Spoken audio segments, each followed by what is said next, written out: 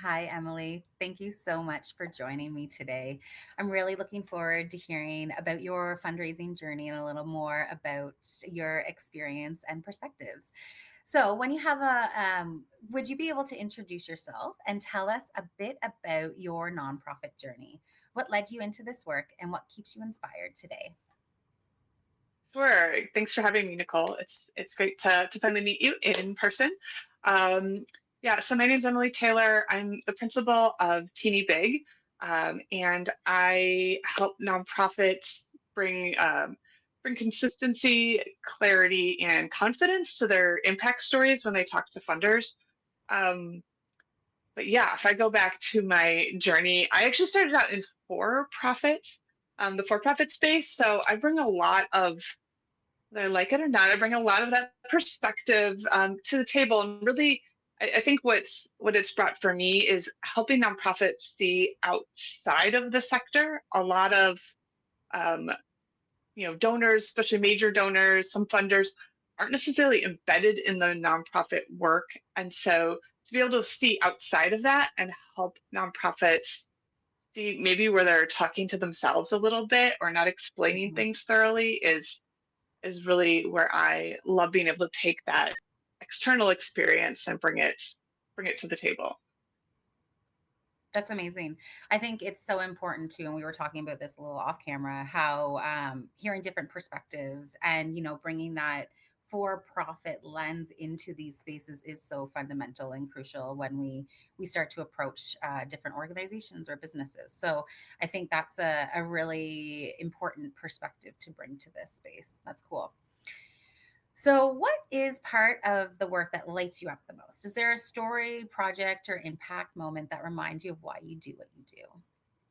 Yes, I love taking notes so I can I can I can not get stuck here. But I realize what I really love doing the most is, I'm a problem solver at heart and a customizer. And so I love being able to help nonprofits find really specific um, magical insights that are right under their nose. And so, just an example of a client recently, we were working together and they had a really hard time explaining the challenges of um, the foster kids that they worked with faced. Like people understood, okay, foster kids don't have, long-term families, they've gone through a rough childhood, but people didn't, they had a hard time really explaining like these kids have never been kids. Like they always had to take care of themselves. And so through some of my work, we were able to find an analogy of a rainforest and how these kids are, a normal kid might be walking through a field on their journey as a kid, but a kid who's in the foster care system is dealing with a rainforest. They don't know what's ahead of them. They don't know what emotions are going to come up, what challenges they're going to face. And for the families and the kids, this analogy really like helped us explain a lot of the layers and complexity. And so that was one of the things I really love to see because it allowed them to like quickly talk about some of the challenges and explain it to somebody who really was not embedded in the system. So I like finding those kind of things that help nonprofits, get that light bulb going and explain a really complex idea to someone who might not have understood it before. Yeah, sometimes explaining that lived experience can be really hard in different perspectives. Yeah. That's an important piece of this for sure because we need it to land for everybody, or not necessarily everybody. Not every organization is meant for everyone, but um, being able to tell that story impactfully is so important. I like Yeah. that. And sometimes you don't have a ton of time to Yeah. help people understand. I mean, all the nonprofits I work with are solving really complex human problems. And so, if people don't have that lived experience, you do have to find some way to explain it to them because they're going to make assumptions if you don't. Yeah, that makes sense. I love that. That's a cool offering that you can provide folks. I like that a lot. Yeah. So in that, go ahead. Oh, I Sorry. was just going to add to it because I Yeah. feel like, when you asked about my journey, I kind of maybe didn't go super deep in it, but I used to work in the design world. And that's one of those things like you really have to kind of quickly use visuals, use story, um, Mhm. analogies to quickly get people to understand concepts. And so I think that's something that I've just is so ingrained in me of like trying to find that little piece, that little analogy that helps people understand things, that graph, that chart that will quickly explain something. Yeah, that's wonderful. I like that a lot. And I think there's even like when we bring Tasha and I talk about this regularly, the sales world to the fundraising world, like just the little pieces that you learn in those spaces help inform how you maybe make an ask, or the importance of relationships and how you can build those into your current work in the nonprofit space. So I love the design and telling the story that you bring to it. It's That's great. So what's one challenge or shift you're currently navigating in your organization or the sector? How are you approaching it, or what kind of support do you think would help? Yeah, well, I think a lot of, in the United States, especially, a lot of organizations are facing funding changes, Yeah. not having that reliable government funding. I'm on a board of an organization that we're just, constantly worried major funds are on the line.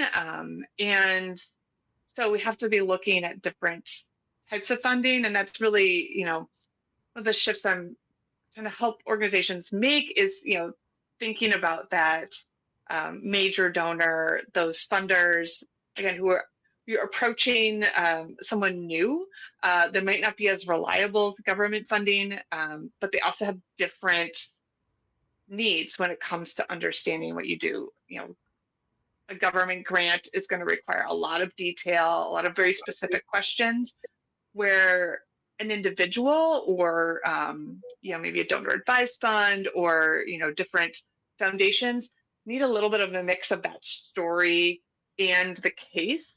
So how are you mixing the the depth of what your organization is doing with stories and the breadth with data and showing your impact?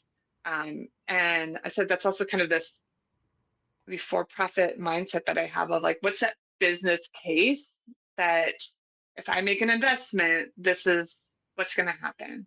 Um, and I think that still needs to be a very meaningful investment, that fits your mission. Um, but that's really kind of where I see the work happening is how do you shift to have some of that more individual funding or less government funding in a time where it's just so unstable. Um, it's not the full answer because it's never going to replace all of government funding. But I think we need to be able to, nonprofits need to be able to kind of spin a bit depending on who they're trying to connect with so that they can make that appropriate case for that specific audience. Yeah, and I think we do, like, we have a lot of different audiences in our nonprofit space. Um, and what government requires is quite a bit different than what an individual requires. It's more of like that human approach, I think, that we have to consider, and storytelling is always part of that. But I like that you're pulling in like the data, and like it is an investment, and people want to make sure that they are leaving a legacy as best as they can with what they have available to them. So the data and the story are crucial in that space. Cool, I like it. Yeah. How have conversations or connections through the nonprofit Hive helped shape your work or perspective? Is there somebody you've met, or an idea that stuck, or simply a feeling that you're not doing it alone? Definitely a feeling that I'm not doing it alone. I think what I've really loved about people I've met in the Hive is how creative they are. I've met some founders who are just approaching challenges in a new way. Actually, early last year, I started to talk a little bit about neurodiversity and how really creative people see solutions, who maybe think differently, can see solutions to problems um, that maybe haven't been proven out yet. When I try to say a whole bunch of things at once, but we're trying to solve these human problems that haven't been solved before. And so it takes creative people. And so when I meet those people through the Hive, they just stand out. And so early last year, I did some features and I included some nonprofit Hive people, like Cameras for Girls. And, that was it was really great to be able to identify, by talking to someone, having that half hour with someone, be able to identify like, oh, you are like thinking about solving the problem. You're not just like doing, doing your to-do list. You're really thinking outside that box. And so I've appreciated being able to come talk about new ideas with the nonprofit Hive. Things that maybe aren't as tactical, but they're really meaningful, and we need to be um, talking about them, uh, in order to really believe in them and stay strong in that work. I find I know, I mean, as camera for girls, I appreciate her so much. And I think the nonprofit Hive, there are a lot of founders or solo fundraisers, departments of one in the ecosystem, along with large other or individuals.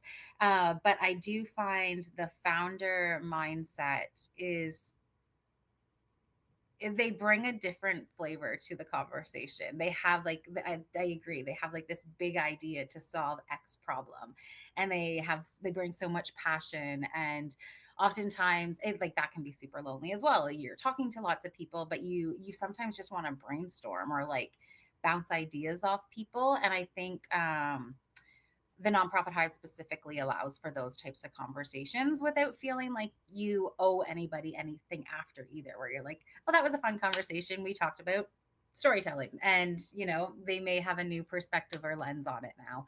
um, and if you want to stay in touch and continue the conversation, you always can. But I love the founder mindset. I really appreciate those individuals. So whenever I get a founder on a call, I'm excited to hear their story and what they're gonna get into. Yeah. Well, and Anina was a particular one that stood out in my mind because she came from the for-profit world as Yep. well. I believe in marketing or advertising, and you can see that storytelling company. She's very visual in what she shares about her work, as well as being very data focused. And so I think we really connected on that. And she wasn't really using any templates. She just was kind of using her experience to focus on her mission. It was great.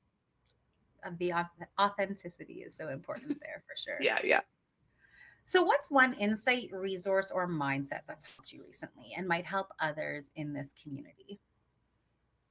Yeah, so I wrote one down. It's a little vulnerable for me, but I've been kind of playing around, when I talk about neurodiversity, that's something I've been exploring in my own personal life lately. And so I've been really reading more about dyslexia and how that affects the brain. And I, realize as a visual thinker, I think that's something that connects a lot with people. And so when I meet creative people, I often think about, maybe they're thinking in the same way as me. And so I've been doing more deeper dives. There's a particular podcast called The Truth About Dyslexia that I've been following. So if anyone else out there maybe identifies as a, maybe a little more visual and creative thinker, I find it helpful to listen to. And one of the things that really struck me recently is the podcaster talked about confidence and how a lot of times we think of confidence as competency and that we need to be better at something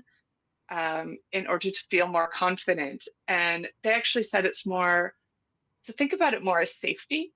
And so, how can we think about when we feel unconfident? Do we somehow feel unsafe in the space that we're in, and what is making us feel unsafe? And so, it's allowed me to think about um, maybe if I'm in a room trying to explain my work, feeling less about, needing to prove every single bit of what I'm good at, and more about, um, think about, do I really feel unsafe here? Is there something that maybe I'm imagining? Do I maybe feel like people are judging me when they're really not? And so just to try to address some of those things in a room is helped me in a new just think about confidence in a new way. And I think it's something that we all, as we argue for funding in our organization. As we talk to other people, it's confidence is a big part of that. Um, and it's just helpful to unpack the stereotypes around it. I love that. I think we all battle confidence issues or, imposter syndrome at some point in our life career. And the perspective or that shift is helpful. I've recently been talking about confidence in my journal. I'm talking, journaling about it. Sorry. Don't talk to my Let's journal. hope your journal can't talk. Yeah. And then I'm gonna pull that in because that is a really interesting perspective that maybe it has nothing to do with it's not my abilities, it's just how I'm feeling internally potentially. That's interesting. Thank you. Thank you for that one. Yeah. So where can people find you?